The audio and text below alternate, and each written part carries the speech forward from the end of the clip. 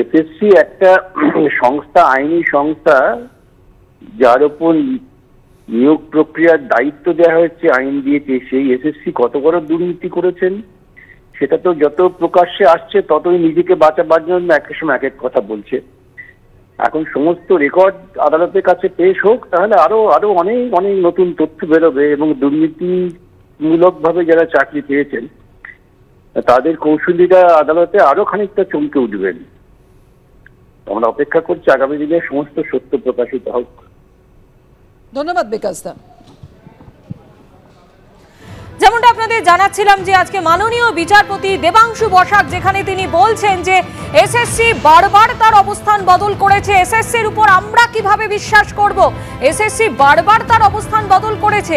এই এজলাসেও এসএসসি সর্বশেষ যে হলফনামা দাখিল করেছে সেখানেও তারা নিজেদের অবস্থান স্পষ্ট করেনি, এমনই মন্তব্য করেছেন বিচারপতি দেবাংশু বসাক। স্কুল সার্ভিস কমিশনের কিছু বলেছেন ওনারা যে কত নাম নাকি ভুয়োভাবে যারা ফেল করার পরেও চাকরি পেয়েছে স্বীকার করছেন অফিসাররা। তো আমার মনে হয় এই তদন্ত এই তথ্যের জন্য আটকে যাচ্ছে। যেমন যারা এখনও যাদেরকে জিজ্ঞাসাবাদ করা হচ্ছে বা যাদের নাম আছে তাদের এটা সহযোগিতা করা উচিত। সমস্ত তথ্য যদি পাওয়া যায় তাহলে গণ্ডগোল কোথায় হয়েছে, গণ্ডগোল কারা করেছেন সব সামনে আসবে। কিন্তু এটাকে লুকিয়ে রেখে অনেক লোককে বাঁচাবার চেষ্টা চলছে। অর্থাৎ ডিভাইসে থাকা সমস্ত নথি পেশ করতে হবে সিবিআই কে এবং এসএসসি কে। আর এসএসসির ভূমিকা নিয়ে প্রশ্ন তুলেছেন মাননীয় বিচারপতি। কথা বলবো কংগ্রেস নেতা সৌম্য আইচরা এই মুহূর্তে আমাদের সঙ্গে টেলিফোনে রয়েছে। সৌম্য, আপনি শুনলেন যে এসএসসি যেহেতু তার অবস্থান বারবার বদল করেছে তাই এসএসসি কে কি আদৌ বিশ্বাস করা যায়, প্রশ্ন তুলেছেন মাননীয় বিচারপতি। বাংলা একটা কথা আছে, চোরা না শোনে ধর্মের কাহিনী। এসএসসির মাথার উপরে যে নেতারা বসে আছেন না, পশ্চিমবঙ্গের মুখ্যমন্ত্রী এবং তৃণমূলের নেতারা, তাদের নির্দেশে অঙ্গুলি হেলনে চলে। তাহলে এই রাজ্যে আমরা দেখেছি তদন্তের নামে পেন ড্রাইভ গায়েব হয়ে যেতে পুলিশের দ্বারা, এখানে দেখেছি লাল ডায়েরি গায়েব হয়ে যেতে, এখন তো আবার খয়েরি ডায়েরি পাওয়া যাচ্ছে না। তা পশ্চিমবঙ্গে তৃণমূল না আসলে আমরা জানতেই পারতাম না কত রকম চুরি হয়।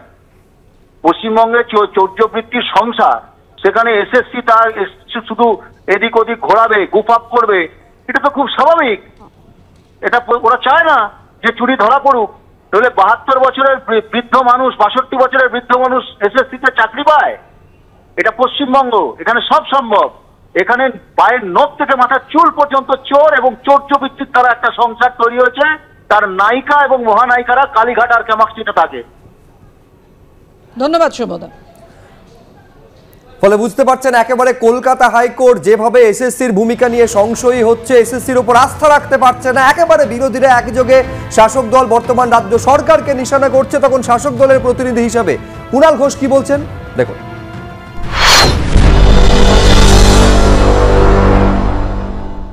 তদন্তের প্রসেস বা আদালতের কোনো পর্যবেক্ষণ বা আদালতের কোনো বক্তব্য এই নিয়ে কোনো মন্তব্য করব